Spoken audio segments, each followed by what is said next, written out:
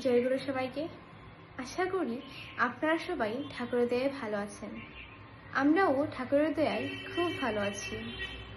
শ্রী ঠাকুরকে এসে একজন বললেন যে, ঠাকুর আপনি আমাকে দয়া করেন।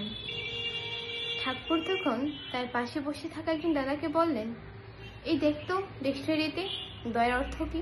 তখন ওই দাদাটি ডিকশনারি খুলে দয়ার অর্থটি দেখে বললেন যে, ঠাকুর দয়ার অর্থ হচ্ছে রক্ষা করা। ঠাকুর তখন বাণী দিলেন, দয়া আনে রক্ষা জীবে, রক্ষাকেই দয়া কয়, জীবন দিয়ে পালবি দয়া, ভগবান দয়াময়। তার মানে আমরা যদি তার দয়া পেতে চাই তাহলে আমাদেরকে তার বিধিবিধান মেনে চলতে হবে, তবেই আমরা তার দয়া পেতে পারি। শ্রী ঠাকুর আরো বললেন, আশীর্বাদ মানে অনুশাসনবাদ।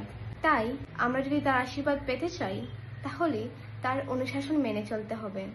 শ্রী ঠাকুর আরো বললেন যে, কৃপা মানে করে পাওয়া, অর্থাৎ আমাদেরকে তার কৃপা পেতে হলে তার দেওয়া বিধিবিধান, যজন যাজন ইষ্টভীতি সেগুলিকে করতে হবে।